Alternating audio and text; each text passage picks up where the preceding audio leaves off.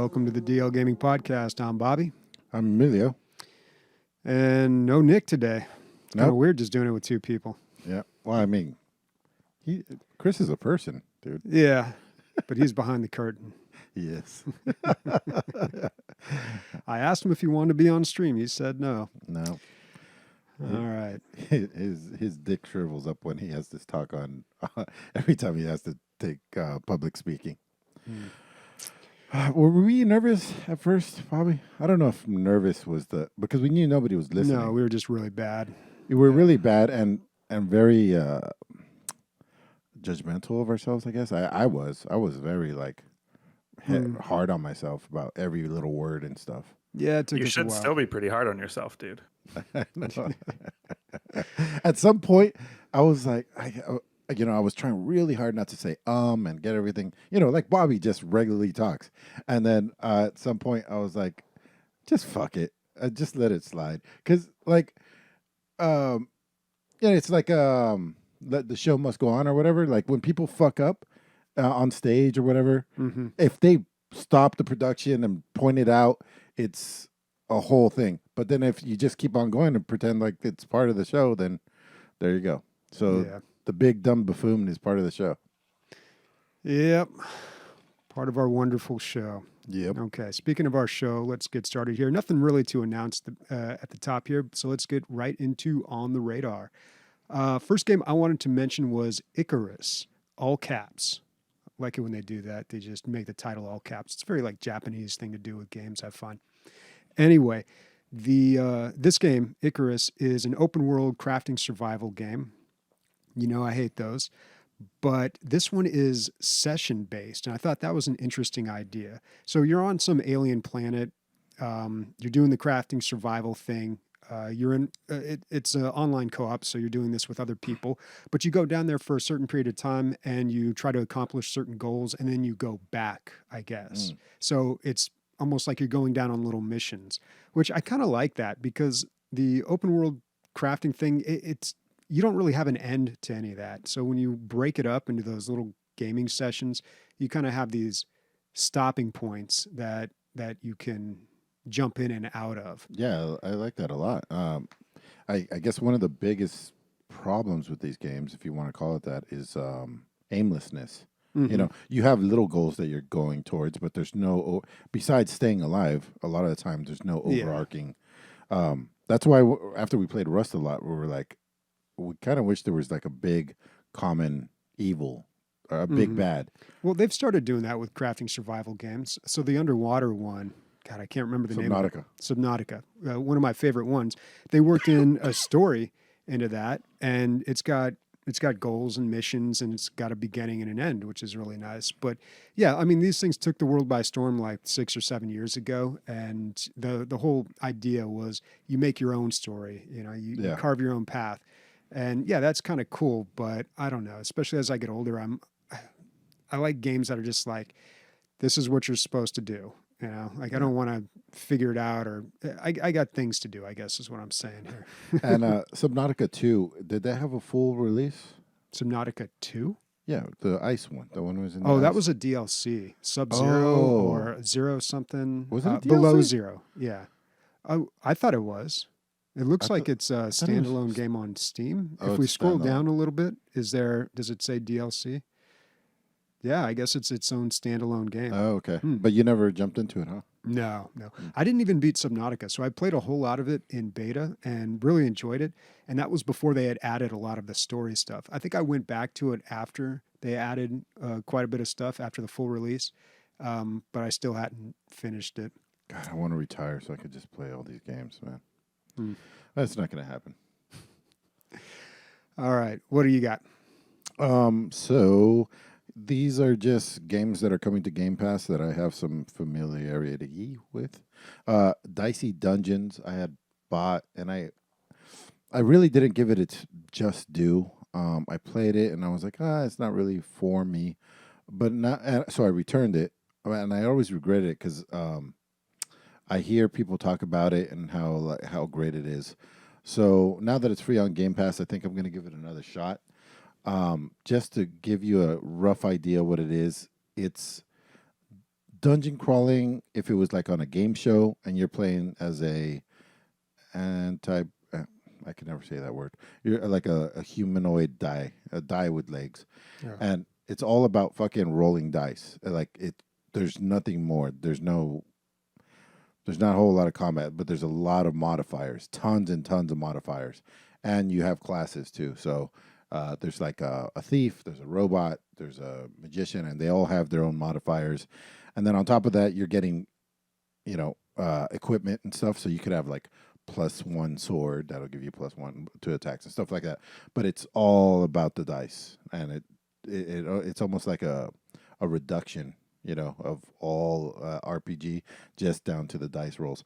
And apparently, there's 3 different game modes, or at least 3 different distinct genres inside of it, or something like that. That's what I read twice on the reviews. So, and each one of them is good. So yeah, hopefully hopefully it's in the highlights in the next couple weeks. Okay. So it sounds like it's luck based, but then there's things that you can get that bend the luck in your favor, I guess. Yeah, pretty much. Okay. Mm-hmm. I'm going to nitpick here. So the description says fighting against fortune would be a lot easier if you weren't a walking dice. Now, dice is plural, right? Yep. For die. Okay. Mm-hmm. Well, may want to correct that then. Well, note for the developer. Pyronical says Icarus is made by Rocket Works, run by Dean Hall, which is the guy that created DayZ. I didn't know that. Oh, another thing about Icarus, it's a documentary on Netflix, completely unrelated, but very, very good.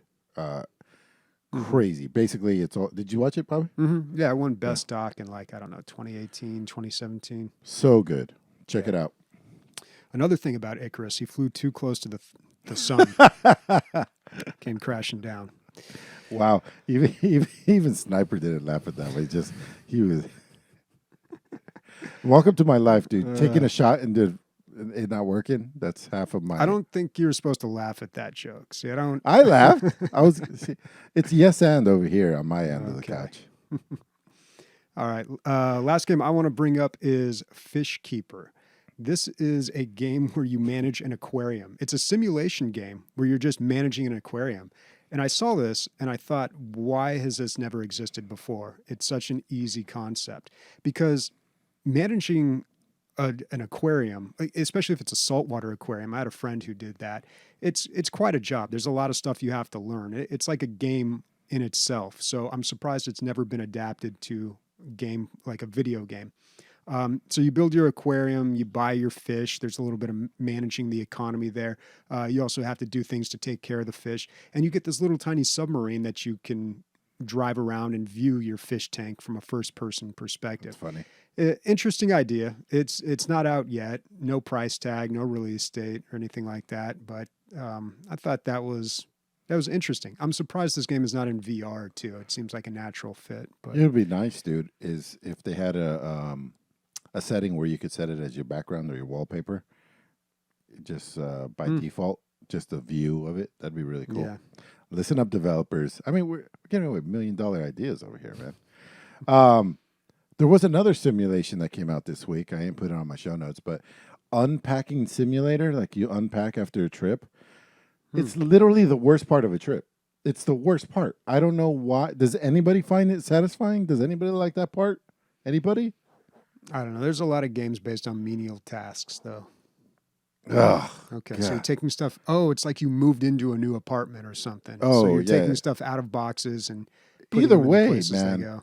this is rough. What's the reviews on it? I've heard it's pretty good, or like the reviews. This game really blew up across Yeah. the internet and especially development sphere.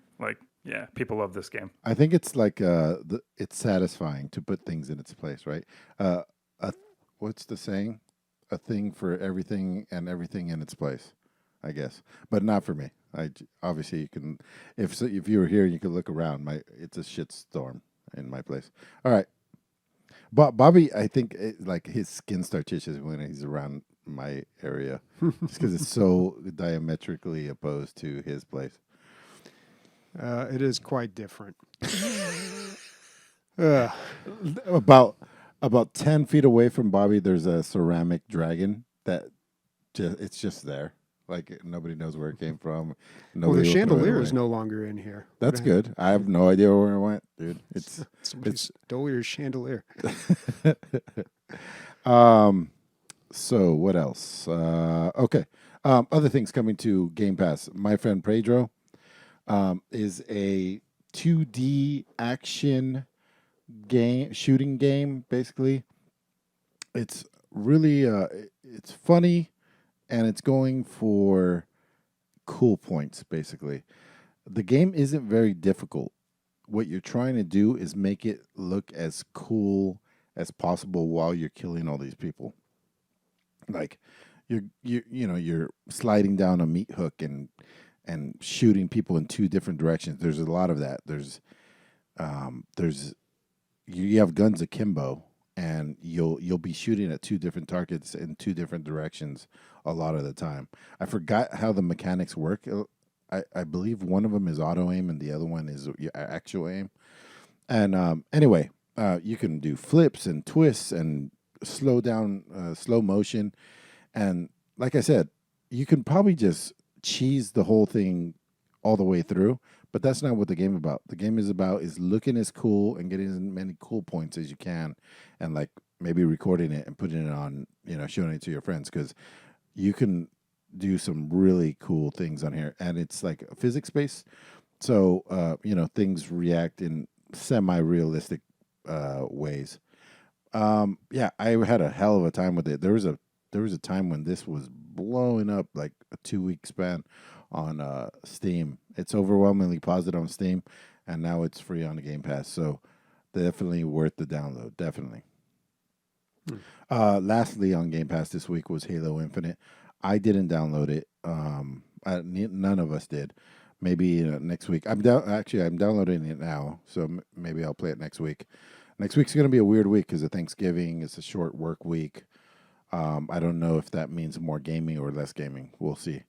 But funny enough, I can pretty much say I've never played Halo multiplayer. That sounds crazy, but I was playing TF2 when you guys were all on console playing that stuff, and I couldn't imagine anything better at the time. And what else was I gonna say? Oh, yeah, this is only the multiplayer portion, and then the campaign is going to release. When did you say, Chris? I think it's December 8th. December 8th, and then do you know if that's going to be on Game Pass as well? Like, Yes, that'll be on Game Pass. okay, cool. Fucking Game Pass, man, taking over. Well, they are adding a lot of things, but it's also important to note that some things are leaving Game Pass from time to time. I saw something saying that Destiny 2 was leaving Game Pass. I don't know where it's going. I mean, I haven't played that game in forever, so it doesn't really affect me. But it would be kind of weird to be playing something on Game Pass and then all of a sudden it's gone and you can't continue to play it if it's a game that you really care about. I Wait, suppose. that's strange though, because I thought isn't Destiny Bungie and isn't Bungie Microsoft? Yeah, but remember it bounced around a little bit. Well no, Bungie. They've gone back and forth, but they were on Steam for a while. Then they were on something else. I don't know. They've moved around quite a bit, and it looks like they're continuing to do so. Michael Keaton is Film Secrets. Michael Keaton, Film Secrets. So yeah, you got to watch out for that. And there's always things that are leaving Game Pass, but probably not as big as Destiny 2 because that's a game that people like go back to and play a lot. Yeah, and I remember dedicated to. when they made a switch to some other platform, I remember having to go to a website and fill out some information in order to transfer my data over there. Well, at least that's an option. Mm-hmm. Yeah. Well, I don't know what they're doing this time. Yeah. Yeah, Game Pass, man. I've been trying to use that as much as I can recently because I think my subscription expires in late January. So I installed Sea of Thieves again, and that game is like 80 gigs or something. I think I needed to clear on my hard drive in order to install that.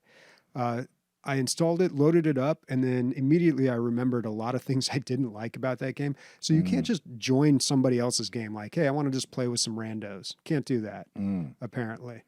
You have to make your own world every time, or join a friend. Or join with other people, yeah. Interesting. So that's Well- not that great because I would never want to play that game alone. But but at least it's it's basically made for you and your friends to play. Well, That's what yeah, it's but I for. don't see why you couldn't just play with randoms, you know? Yeah, Like- or troll. Well, is that true? Because people rob each other and steal from random other people all the time. Well, when you join a game, you go in there with other people, but they have their own ships. But I can't just say, I want to join this guy's ship. Or like, there's not like a list of servers and, oh, this one's got 3 out of 4 Right. players. I'll jump in and complete that team. I see what you're saying. Yeah, which it seems really strange, but I do remember that from the first time I played the game. Also, that FOV needs to go way higher. It caps out at 90, and I get dizzy like playing this game. I just feel like I'm way too zoomed in. I don't know who I was talking to. Oh, I was talking to John. We were playing Gears of War 5 together. And there's something came up about FOV. And I was like, it's very, like, I never noticed the difference in it. I've never used a FOV slider ever. Really? I just don't get it. Like, I mean, I guess I get what it does. Well, if you go into the settings and adjust it, it'll show you right away. No, what I've happens. done that Yeah. just to see what it does. That's really weird because you're on an ultra wide too, Yeah. so you need a very high FOV. Yeah. I'm on a it's a 16:9 display. It's 1440p, and I usually set mine to 100, and that seems even a little too wide. It gets a little fisheye, but I still like that than being too close. When's the last time that you thought about a monitor, Bobby, or are you just super happy with yours? Yeah, I don't see any reason to change mine. Because I remember you have 20. How big is it? 27 inches. Yeah, and you went that because you wanted something smaller because you're playing a lot of Heroes of the Storm at the time. Yeah. It would have been easier playing an RTS on a smaller monitor. Right. But yeah, I don't really play much of those anymore. So it That's wouldn't what I'm really saying. make So maybe sense. it's ultra Yeah, and wide. honestly, the number one priority for my desktop is video editing too. Like that takes a priority. Video games are just kind of like whatever, dude. Right. Like it really doesn't matter. But when I was playing Heroes of the Storm, I wanted like every competitive edge I could get. So Right. yeah, that's why I was considering. So would a large screen help you for video editing? Oh yeah, Yeah. all that landscape. Yeah. Yeah, I mean, an ultra wide would be really nice for that, but it would probably create other problems too because the world is not like gone over to ultra wide, so websites start to look funny when you stream. It looks really weird, you know. It just Streaming, yeah, I've always had that issue Yeah. for sure. I was on a Zoom call with somebody, and then they were sharing their screen, and I was like, "Oh, this guy's got an ultra wide." So he was sharing like SQL queries, and I had to like zoom in to see what he was talking about because it was just so wide, and it was like letterboxed. But anyway, haven't jumped onto the ultra wide train yet, although it would be kind of nice for video editing, just having all that to work with. So let's jump in on our game of the weeks real quick. It's Age of Empires 4. At the end of next week or next podcast will be our, like wrap up on it. But I just went through the tutorial. I had a really good time with that. I loved the UI. I love how clean it was. But you've been playing a bunch, huh? Yeah, I played this when it came out, and then I started playing more of it this week. And yeah, I really like this game. I talked a lot about it when it first came out, but some new things that I've noticed. I've started playing the campaign more. I've been doing more multiplayer versus, and also they have an observe option, so you can go watch other people's games. That seemed really cool. I did it, but then I had to wait like 3 minutes until they got far enough ahead that I could then start watching because they don't want you watching in real time. Obviously there's some issues with that. So they make you wait. And apparently the game that I chose for ghosting or whatever? Well, yeah, they don't like if you were friends Yeah. with someone, they'd say, Yeah. okay, the enemy's doing this or doing that. And you Right. can totally cheat. But I guess the game that I chose to watch, they had just started. So I had to wait till I got a couple minutes into it before I could start viewing it. Maybe if I had joined one that was more or well into the game, that wouldn't have happened.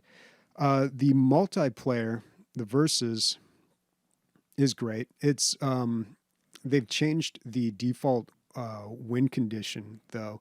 You have to build a, what do they call it? A wonder, Wonder. and defend it for a certain amount of time, or capture 3 relics and hold them. And usually in these games, it's just wipe out the enemy, right?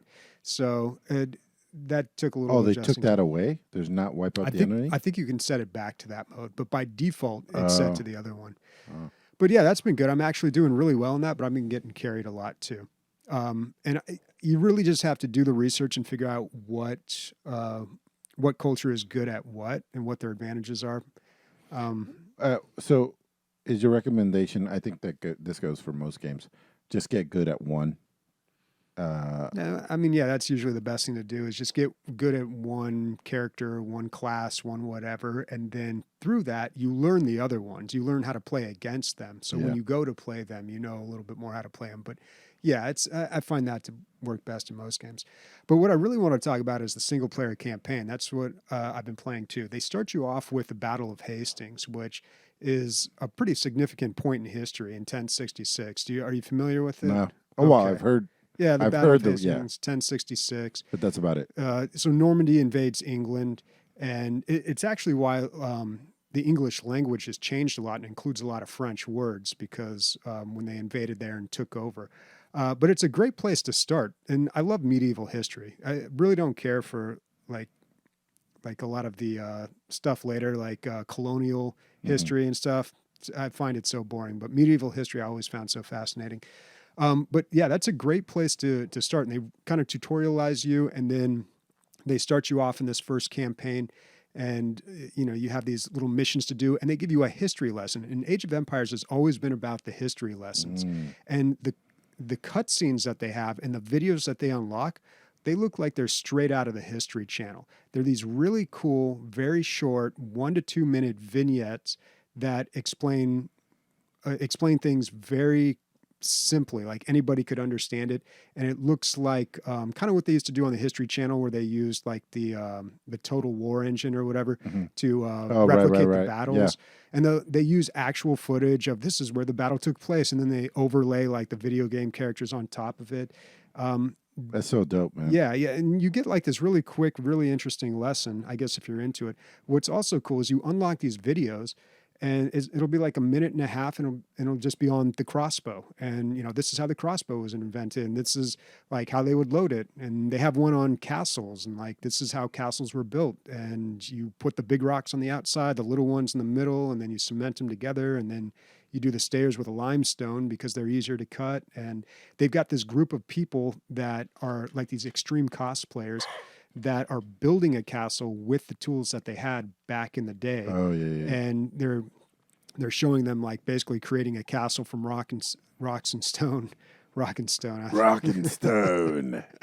Oh, God.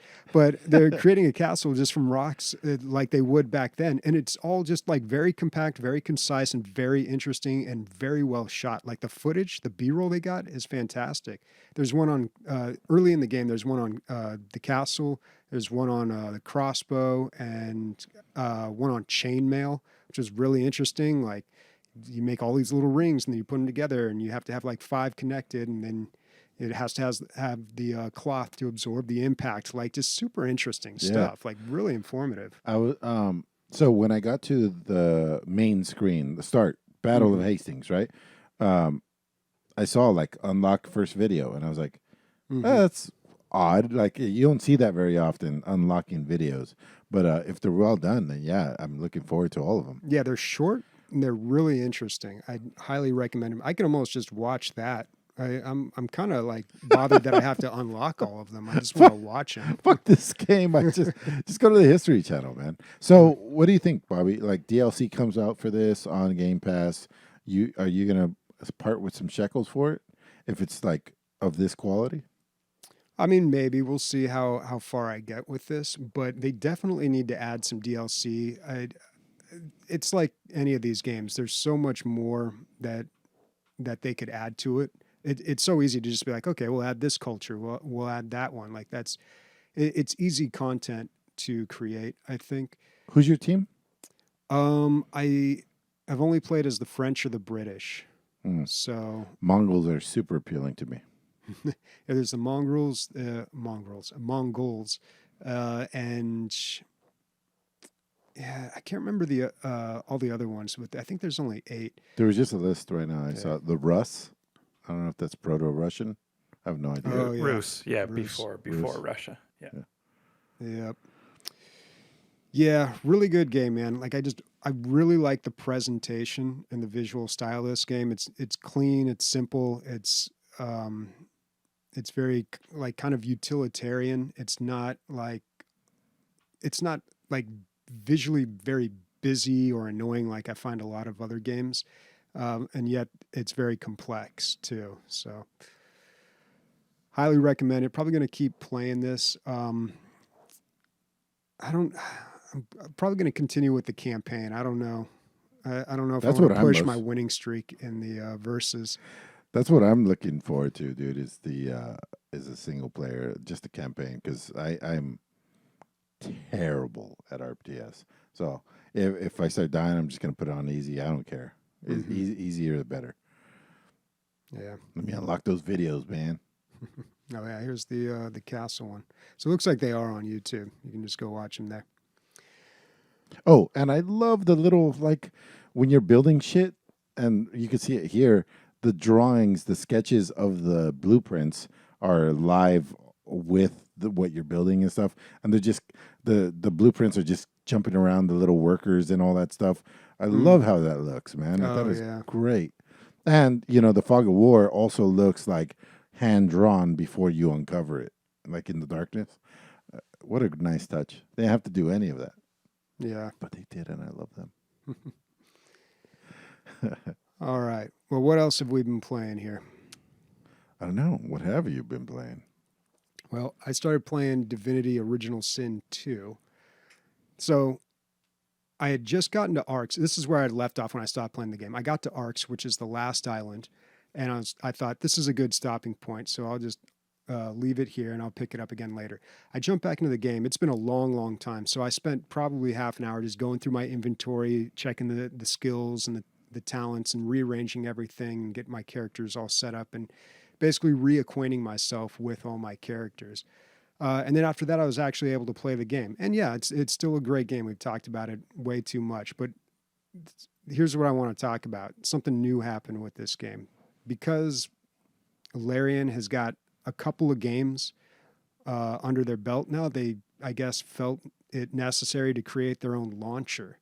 So when you load up the game from Steam, you have to load into the game, and I had to create an account. Oh, no. Yeah.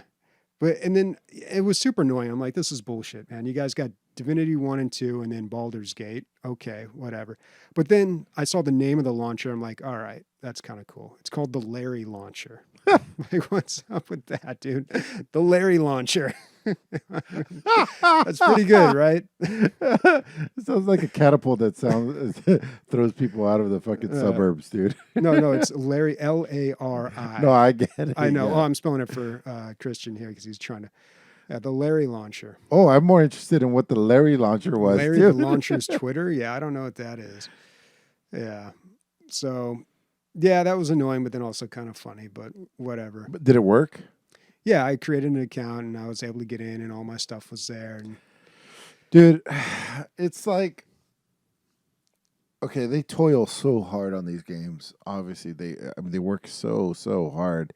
If this is going to get them a little more money, they think, or whatever it is, do it, I guess. You know what I mean? yeah, I want them to get as much as they possibly can without robbing me, because they're making the best of what they do. Yeah, they're doing a good job. Yeah. I'm interested in Baldur's Gate 3 because as I was playing Divinity, I realized, like, man, I really like this game, but I just really like the combat. I don't know if Baldur's Gate 3, I imagine that is a lot of the RPG and talking to people as well, too. So, I don't know. So I just finished Critical Role Campaign 2. To say that was a lot dude. So Critical Role is a play podcast. It's probably the biggest D&D play podcast. It's a bunch of voice actors that you're familiar with because they do all the voices for all the video games we play. A lot of them, anyway. Like McCree from Overwatch and the cast of The Last of Us 2. Both women on there are on the cast as well. Anyway, every episode's 4 hours, 3 to 4 hours, and there's like 145 episodes in campaign 2. So yeah, like 600 hours. Is that about right? Yeah, 7. I don't know. A lot of hours, and luckily I have a job where I can listen to stuff all day, and it's the only way I get through my workday comfortably. And it was great, man. Like, it was more about the journey than it was the ending. I thought the ending was good. It wasn't fucking tastic, like I at the end of other ones, but it was good. I was super glad that I listened to the whole thing. So then my choices were. Oh, by the way, it took them 3.5 years to finish campaign 2. So, because they only play on Thursdays, campaign 1 was shorter, I believe, and they were just playing from home. All these voice actors were just playing at home, and then somebody's like, "Hey, maybe we should put this on Twitch for charity." This is back in 2016, I think, 16, 17. And I started listening to those episodes, and they are rough, dude. It's like us on our first episodes, But now, because campaign 3 has started, I don't like to wait for next week and next week. So I'm You just let going it to build up and then binge it. Exactly. Okay, Yeah. yeah. So I'm going to listen to campaign 1. I'm kind of like roughing it right now because the audio is terrible. I think they're using one mic like we used to, Oh, yeah. and it is bad. But it's also kind of cool to see where they came from. And they're like, "Hey, we got 50 subscribers, guys," and that kind of stuff. And now they're like, I think campaign 2, the what do you call it? When people, the premiere of campaign 2, I think like 2.3 million people were watching. Like, it's fucking giant. Wow. I don't know how many people showed up for campaign 3, but yeah, man, it's great. And obviously, the production value is great. Matthew Mercer, who's the DM, is so good that people on the D&D subreddit are talking about this thing called the Mercer effect, where people expect their DMs to be as good as he is, and like it's just a letdown every time. Like, there's nobody that can do 100 different voices, have all this different backstory. Like, it's insane how it's almost like there's times where I'm like, is he using voice?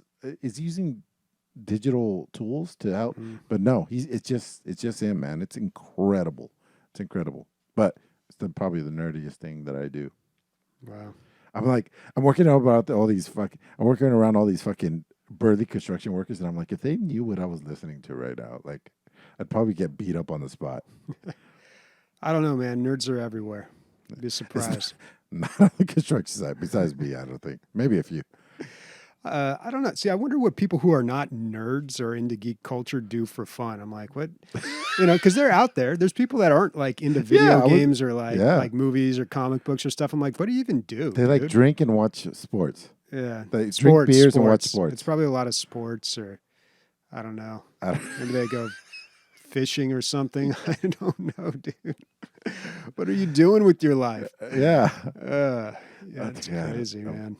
Yeah. All right. I wanted to comment on Steam family sharing. There's something interesting happened this week, just the other day. So I was using your library playing Slay the Spire, still plugging away at that, going for the achievements. I'm almost at Ascension 10. I'm working on that. I know that's an achievement. Anyway, I was doing that. So I'm using your library. And then I noticed something in Steam that says my library is in use. I'm like, oh, that's weird. Who's using my library? And then it was you using my library. It was probably Slime Rancher. Yeah, it was Slime Rancher. So I assume Milo was playing. Yeah. Yeah. So I didn't know you could do that. So, because if I were to play You're right. a game from my library, it Right, would have we'd kicked kick- you off. Yeah. If you were to play a game from your library, it would have kicked me off. But because we're playing each other's libraries, we can play it at the same time. It's kind of like a double Dutch rudder. Yeah, I guess so. It's not man. gay if you're not touching your own or somebody else's dick, right? I guess so. So, yeah, man, apparently you can do that with Steam Family Sharing. You can play each other's libraries at the same time, no problem. Yeah. It's I've talked about it forever. I'm like, how are they shooting themselves in the foot? It's so good, man. It's awesome. Yeah. Yeah. We're 69, virtual 69, man. Whoa. Oh, it just got weird. I gotta knock some stuff off my list. I talked a bunch about Critical Role and nothing else. So I got Forza Horizons 5 to work. It wasn't that hard. You just Do you run as administrator? yeah, run as an administrator and that worked. Okay. What sucks is I spent fucking 2.5 hours trying to figure out what the root cause was, and last week, and I never did. But anyway, this game's fucking awesome, man. I love part 4 and I love part 5. It's a lot of the same, but the same is good. They have a formula, and it fucking works. Even when you're driving to different events, you're having fun and you're building points. And just if you like what the game is, just driving down roads at insane speeds in crazy cars. If you like that little bit, then you'll like everything else that they did, which is so much. There is so many things to do. You could go try to find new cars in like abandoned buildings. You can try to get extra XP by hitting these boards that are hidden throughout the game. There's the races. There's the online races. There's these things called playgrounds that pop up virtually. It's almost like a world event in an MMO. So like drivers will all drive to it, and then like whatever you all. So this is an open world racing game? Yeah, it's an open world racing game basically. Yeah, but it's that pseudo online, right? So you're driving around, you're seeing other players in their cars, but it's not actually them driving it, right? They're called drivatars.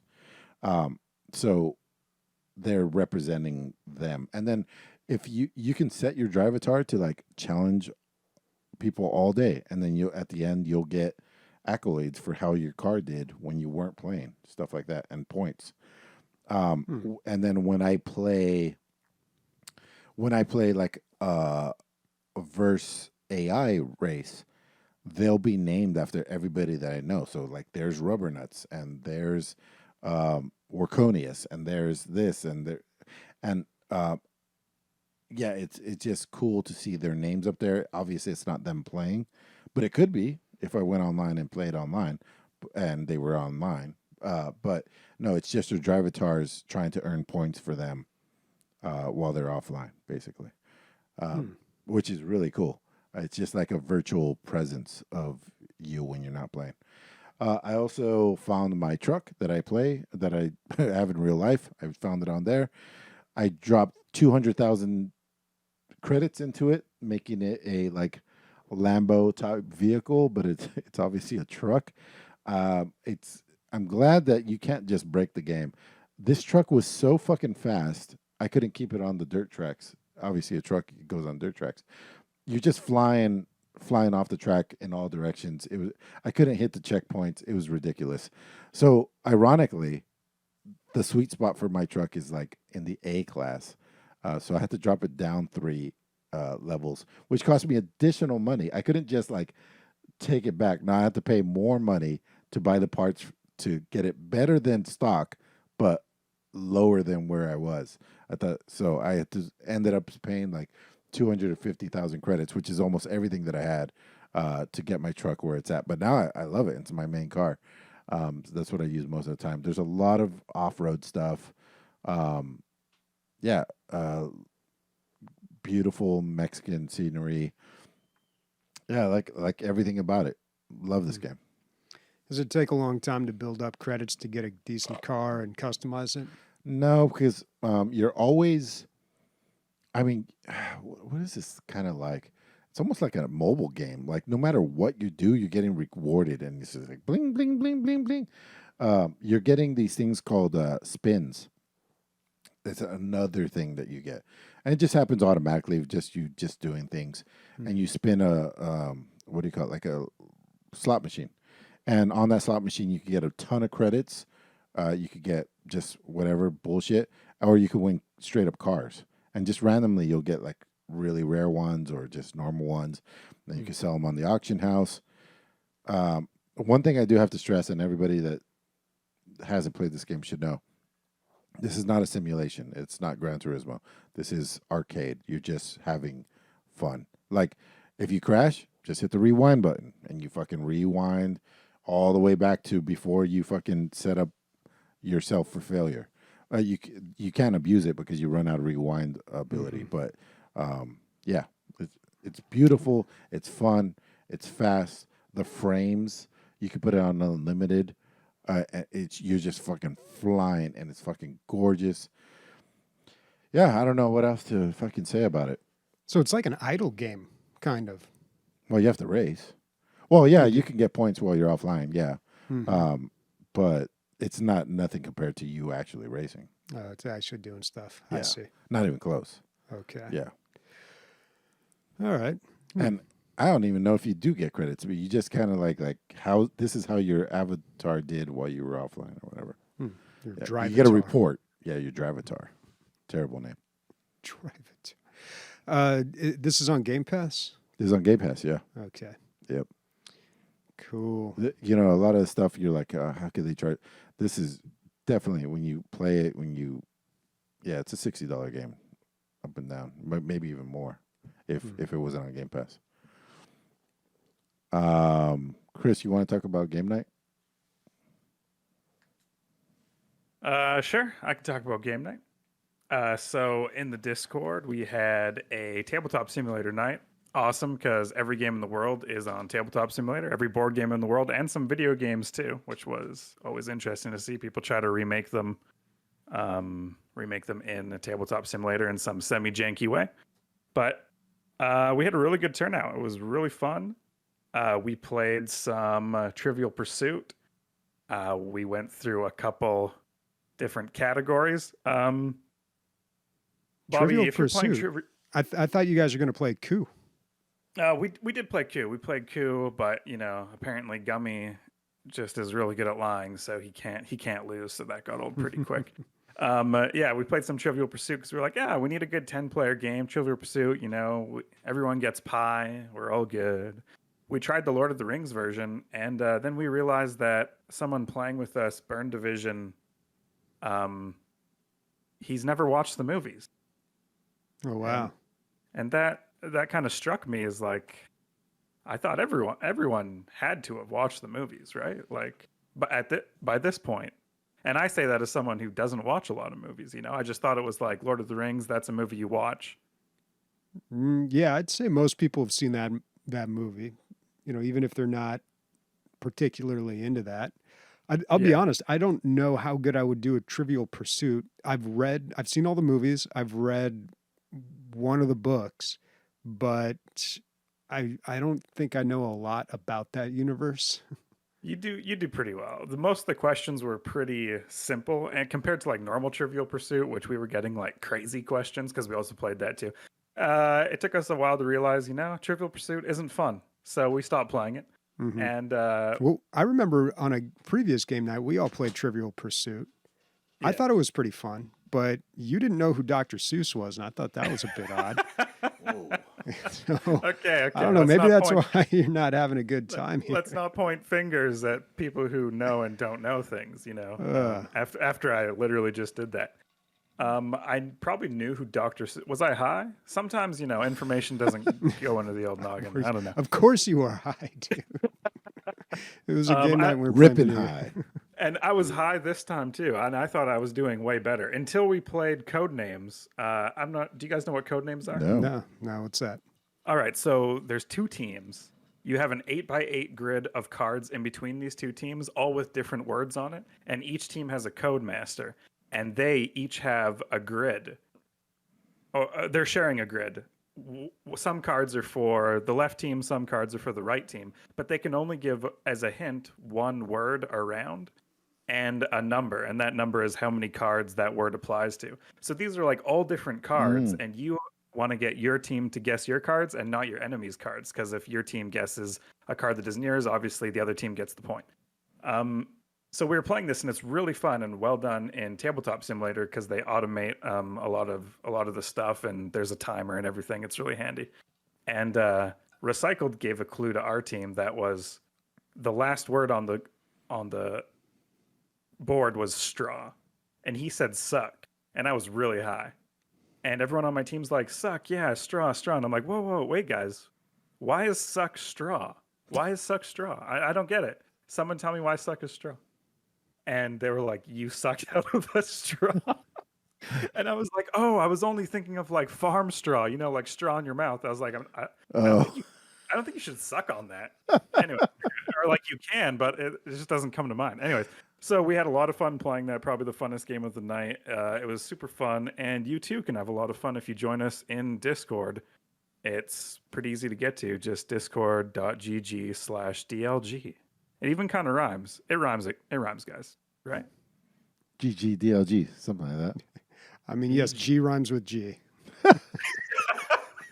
That is correct. Thank you.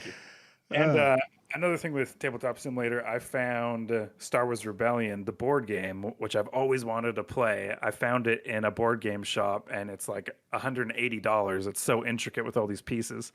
It takes a couple sessions, from what I understand, to play through a whole game. So if anyone out there is interesting, I just pitched Bobby on it, and he's pretty warm. I think we can convince him, but we could use 2 other players. So if you're interested, so if it's up to 4 players, is it 2v2, 1v1, v1v1? What? It'll be 2 teams versus each other, and you just kind of break up the planets that like the Rebellion and the Empire owns into 2. Okay. And then, yeah. And you can save the game in Tabletop Simulator too, so we don't have to do it all in one session. Oh yeah, we'll need to, I think, because it said like 8 hours to do one game, so that'll at least be maybe 8 sessions like out risk. But Star Wars Rebellion, the video game, I've talked about that before. I love that game. I bought that off the shelf back in the 90s. I really liked that game. Yeah, that was one of the first like kind of the grand-ish strategy types that I've played, and it was super fun. And I beat you probably like 4 or 5 times because you're not really good at it, that game. I don't know, right? I don't know about that. Oh, well, you were playing the... Okay, that game is not set up fairly. Wow. Wow. That's what losers say usually. No, I moved all my starships away, and I forgot that if you're the Empire, you automatically lose if they invade Coruscant. Yeah. And with the rebels, you can put your hidden base wherever you want, and it's hidden, and you can move it throughout the game. So it's a moving target. You never know where it's at. So if you're playing the Empire, you got to keep Coruscant fortified with defenses. I forgot about that. I hope that they're stronger or get some kind of bonus, because that sounds like a huge downside. I think they start off with more resources. Yeah. They're amazingly strong. They have Star Destroyers, and I'm running like... All right, guys. I get it. Tagloro says that apparently you're still high. And Captain Gummy's falling out of his chair wanting to play this with you guys. I don't know about that, Gummy. See, Gummy was really high when we were playing TTS, but he was also in VR. So he couldn't figure anything out. He couldn't press anything. He couldn't pick anything up. He was Gummy, you were fucking dead weight, dude. You got to do better. And I know you can when you play Rebellion with us, so it'll all be good. Oh, man, I was hoping that it was just like plug and play where you just grab pieces and move them around the game world. You can't, huh? Well, the Lotion and Recycled were on VR too, and they were like picking up stuff. And I think Gummy eventually figured it out, but I think they were all on different systems. One was on an Oculus. I think Gummy was on an Index. And so all the controls are different between them. Oh, gotcha. Yeah. I'm glad that was fucking... It's been a while since a game night really did well. or like we even had one. Mhm. Yeah. Yeah, you don't have to sound so fucking sad. Like, Yeah, I said it wrong. I said it wrong. I also played another driving game. I'm not a huge driving like I only play Forza Horizons. I don't play other fucking driving games. But I went last night. We went to the movie theaters. We saw Ghostbusters. I'll touch on that in a second. But then we went back to the people that we saw the Ghostbusters with, which uh, last night was special, man. It's been so long since it was like two families. We took the kids to go see Ghostbusters. Um, Might as well just get into that too. It was a family affair. There's a bunch of other families there. It felt like what we used to take for granted. I hadn't been to theaters in like 2 years. Apparently, Bobby, I was paying for AMC Pass the entire pandemic while they were closed. I'm gonna try to fight that. Wow. Yeah, it's like You 24. probably got some sort of benefit or bonus or rewards thing because I think my girlfriend did the same thing, but she got some sort of compensation for not canceling. Oh, I gotta find out what that Yeah. is. So anyway, I thought the movie was great. Well, good. It's a good movie, especially with kids. It it pays homage to the old movies, plus setting up future movies with like passing the torch and being entertaining. I thought the comedy was good. Um, there's stuff that you just kind of roll your eyes at, but overall, if you just kind of like you're there for a good time, you're gonna have a good time. Um, so anyway, we go back to the other family's house, and he would be a PC gamer if like his wife would let him. He's got like this old Radeon card and all this stuff. But what he does have is like $450 driving setup, so that he bought whenever. So uh, he's got like a PlayStation driving wheel. It's got metal pedals and a shifter. It all felt really good. The shifter was a little kind of like joysticky, but overall, leather and metal, like a fucking car. It was great. And the piece de resistance, like he said, was the handbrake. The handbrake was like a real handbrake from a rally car that I guess some company takes those and adapts them for PlayStation. I mean, for fucking video games. So he plugs that in and he had this, we have all this technology around us, and at the end of the day, you still got to fucking do some physics or whatever, some old school fucking just get her done type stuff. I guess every time he braked hard, his chair on wheels would push back from the rig, or the rig would slide forward. It was like you can't stay in one place. So he has this rope that he ties the driving rig, to his chair, and it works out great. It's perfect. But it's a funny little thing that where like you can't really do anything with any force because you're going to slide away from the rig. Anyway, so the only game that his computer can run is Dirt Rally 2. And I was actually surprised with the graphics and the game. It's when did this come out? 2019, so it's not too old. The graphics are pretty good. His computer was running it pretty good.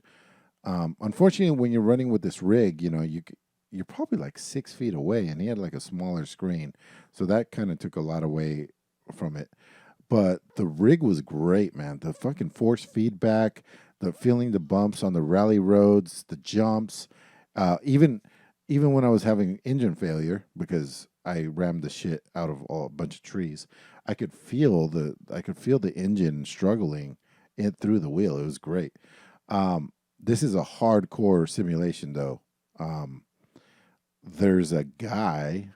I don't know if you guys know anything about rally, but you have your navigator, and you guys drive it beforehand, not in the game, and he takes notes, and then while you're racing, he's reading off the notes to you, and he's so calm and fucking British smug. It was aggravating to me, and especially since I don't know any of what he's saying means. He's like, slope right to the right, watch out for small bumps. And meanwhile, my car's on fire. My wheels are flying off, and he's like, "I think we're having engine problems." Like so calm, like I guess Bobby basically, and I'm and I'm like fucking driving for my life over here, and yeah, it was the worst part of the game. But also, if you're into it, then you basically need it because you don't like Forza. You don't have a map that's showing you how severe these turns that are coming up are. So you have to listen to them. It's all there's a whole number system and everything. Yeah, I used to play a lot of Sega Rally Championship on the Sega Saturn. And that's how I kind of got acquainted with rally racing. And you'd have someone, but in that game, the guy would like yell it out like hairpin right, and No, he this had a guy's little. so calm, dude. Okay. Yeah, but I mean, if you're into it, if you're into that shit, and you know what they're saying, I was very impressed with this game. Actually, the graphics were pretty good. Yeah, and I think having the whole setup, and then I was thinking, oh, do I want this for Forza? Do I want to spend $500 on a driving rig? And it's so arcadey that like a controller's fine. If I was more into simulation, then yeah, I think I would go the whole route. But the game would have to support that device, right? Because it's got some sort of rumble feedback system. Yeah, he said it was plug and play though, even though it was a PlayStation version. Oh, okay. Yeah. Yeah, I wonder how complicated that is on PC. No, it's on PC. Oh, you were playing it at his house on PC? On PC. Okay. Older PC. But the PlayStation version, but it's just plug and play with the what he said. I don't know. You were playing the PlayStation version on PC? The PlayStation rig. Oh, the driving wheel and the everything but the hand. It was meant rig. for a PlayStation. Yeah, but it works on PC. Yeah. Yeah. Cool. All right. Well, I guess it's time for listener questions here. Before we do that, quick shout out to Zap Indigo, subbing for 12 months. It says, yo, yo. 12 months, man, 1 year. Thank you very much. All right. Hey, Zap, that's what I would say, too. Gummy says, after 18 months, I've been wanting to play Below Zero. Oh, that was earlier when we were talking about Subnautica. Yeah. 18 months, year and a half. Got some nice even numbers on the subscriptions today. I'm glad that you find that satisfying. All right. First question from Zap. What difficulty do you usually play games on? As I've gotten older, I've moved from playing games on hard to normal to easy, as I feel like my time is more valuable than the achievement of beating a game on a hard difficulty. Well, the achievement isn't why I play on hard, if I do play on hard. I play on hard because that's where it's the most fun, because you want to be challenged somewhat. But 100%, I'm right with you, dude. I've gone from, in general, going from hard to normal. Just because, yeah, it's not worth the extra time. Why try 8 times if I could try once or twice? Yeah. There's a lot of different ways to scale difficulty. You could make the enemies have more hit points or do more damage or just give the player less resources. And so it really depends on how the game's scaling the difficulty, but I usually just play on normal. I feel like that's the intended difficulty level by the developers. And then easier or harder is like an adjustment or just a scaling of some factor. But what I've noticed too is I've gotten a lot better at video games throughout the years that I've been playing them. So normal feels like easy to me on most games. But yeah, if it's a single player game, it's like, who are you trying to impress here? Like nobody cares. Like if you beat the game on hard, I mean, that could be important to some people. Yeah, but it could be more fun. It's probably more fun if it's more challenging. If it's more challenging, yeah. But there's a limit to that for sure. Like I said, like it depends on what they're scaling. Because if they're just increasing the hit points of the enemies, it's like, is that really more fun? You just have to shoot more bullets in them. Like I don't know. It makes it more difficult, but it's not really any more complex or interesting to figure out. In Resident Evil, that was the first game where it wasn't just that. The original Resident Evil, I remember, or Resident Evil 2. You would play at different difficulty levels, and it was sap you of resources. like no resources, very little bullets. Yeah, well, that game was big on resource management. Yeah. That was a big part of the game. Like, you didn't just go around shooting zombies, you know, you had to really be careful with your ammunition and your heals.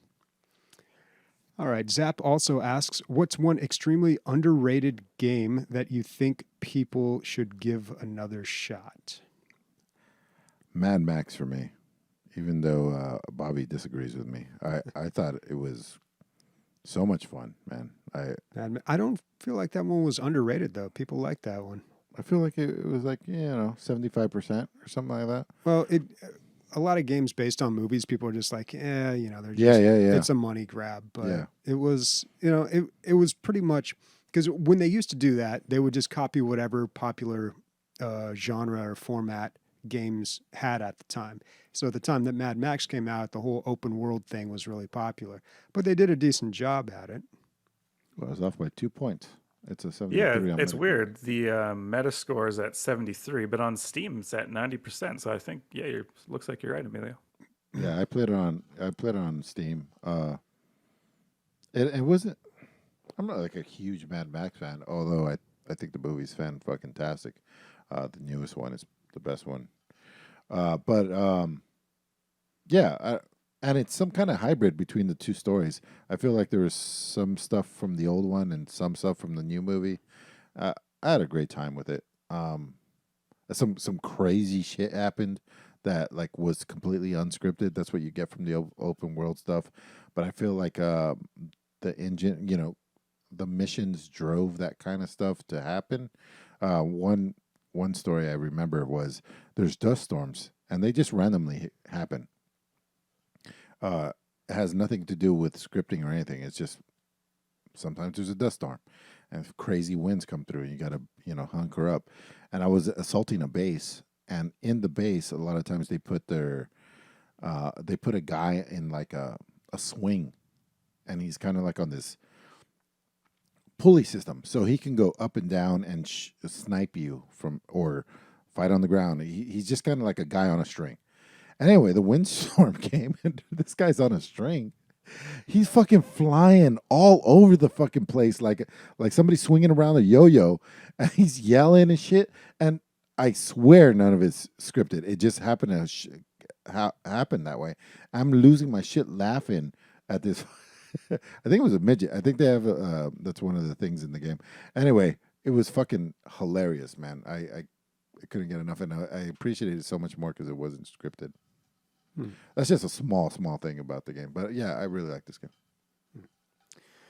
Let's see, an extremely underrated game that people Slime Rancher. Slime Rancher. Slime Rancher was pretty big. Yeah. A lot of people did give that a shot. Now, I'll say Awesomenauts, because that game, it was a 2D MOBA, 3v3, and I thought it was such a great game, and I played quite a bit of it, but the community is just not really there anymore. They eventually made the game free to play, and they changed a lot of things about the game as well.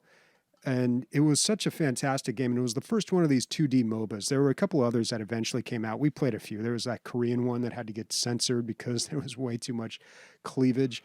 But Awesomenauts it was built like it was pitched like a Saturday morning cartoon, kind of. Like they had this whole Awesomenauts theme song, and the characters like would come bursting out and like all crazy, like a cartoon.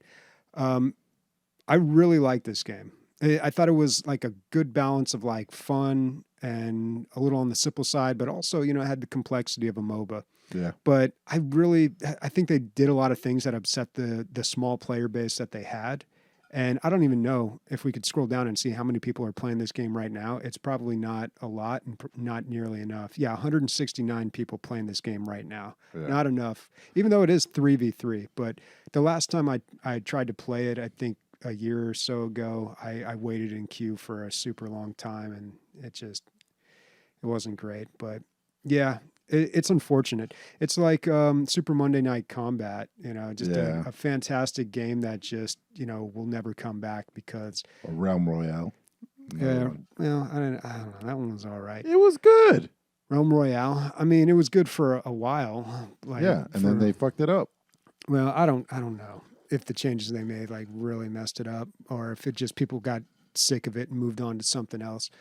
but it's tough when you make a game like this because it really has to have a lot of people to succeed. And games, pretty much any game that you make these days, you're probably not going to have a huge amount of retention of players after a while. People are going to jump on right away and then they'll be playing it. Man. Very few of them end up being these Among Us games or, Rust or Dota, where it just has this large community that is always around.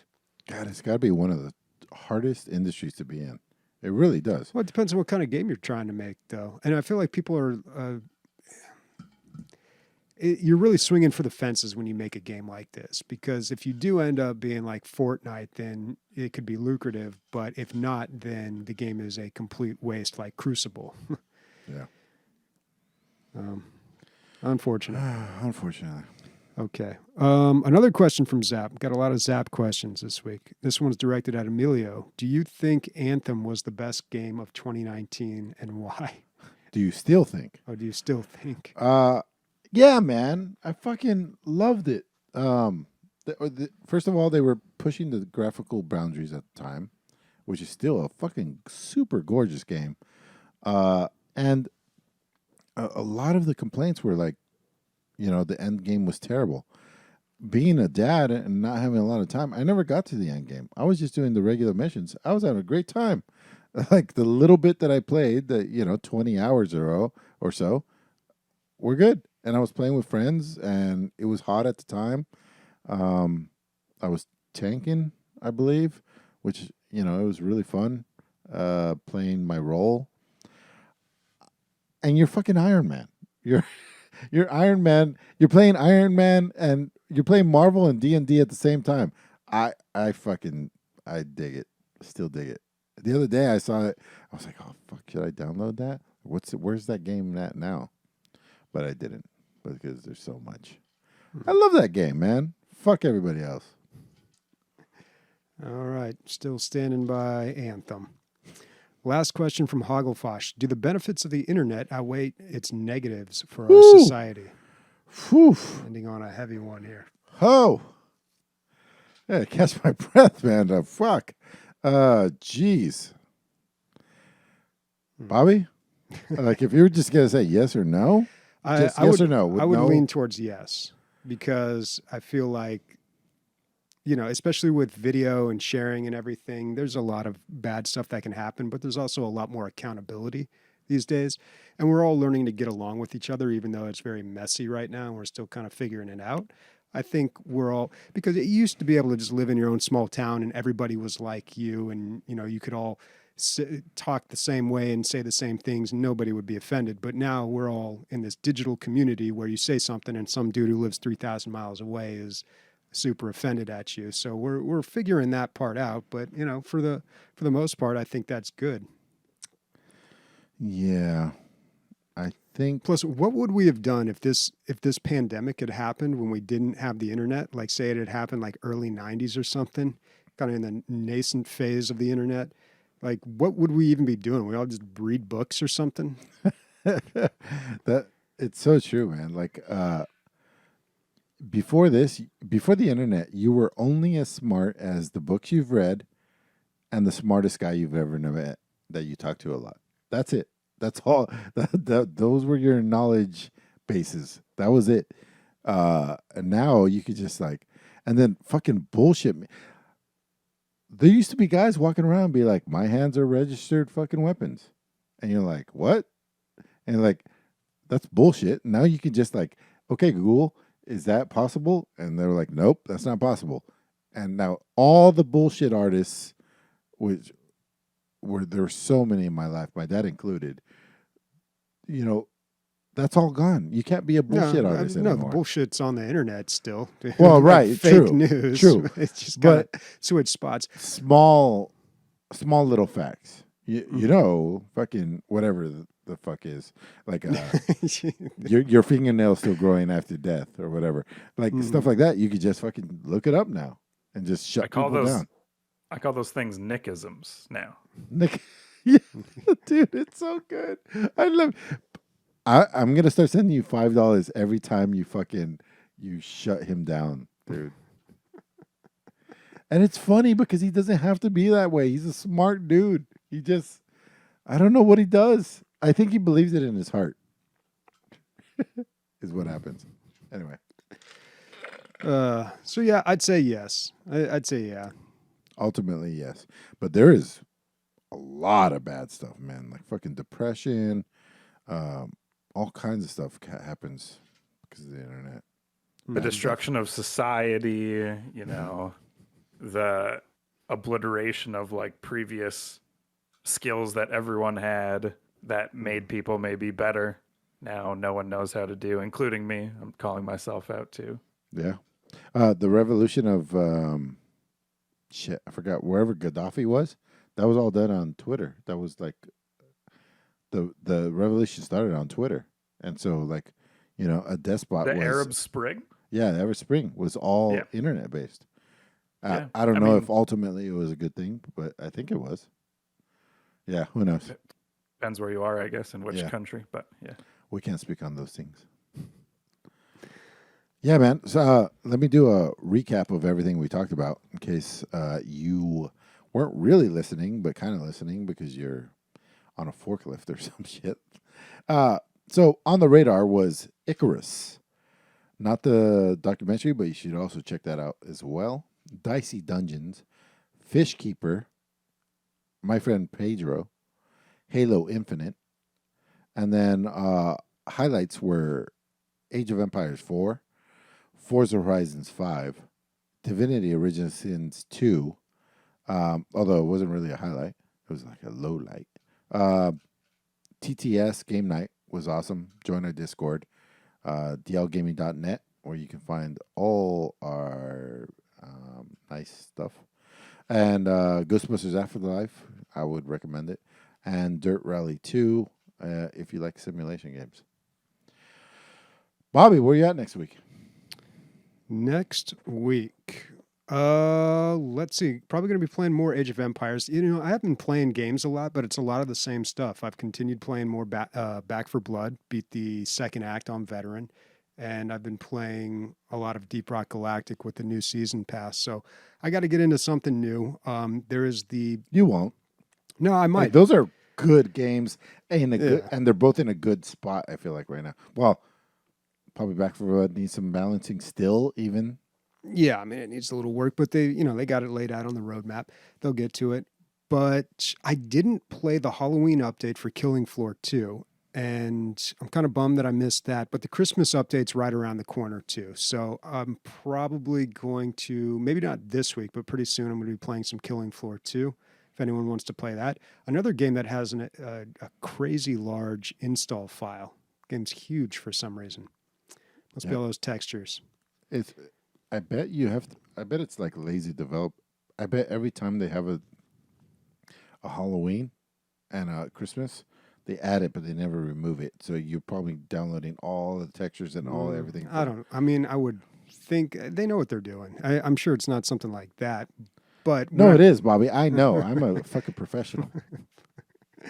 All right. Well, what are you going to be playing? Right now, I'm itching to play Age of Empires 4. Yeah, like obviously, I'm just coming off a tutorial. Mm-hmm. I'm really enjoying it now with your rave review of the history.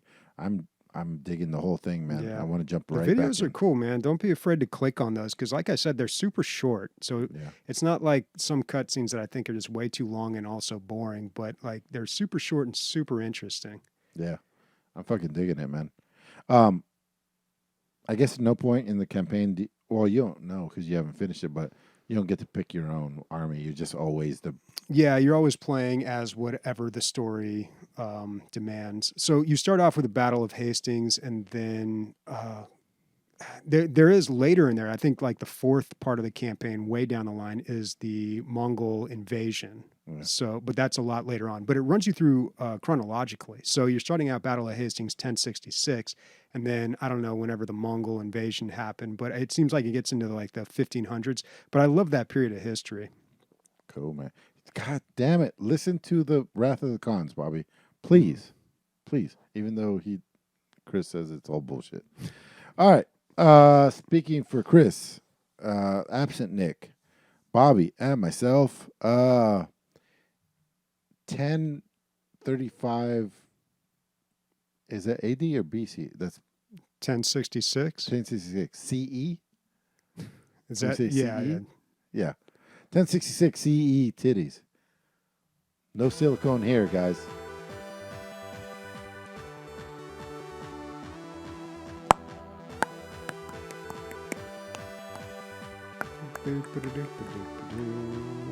We're never getting rid of this outro.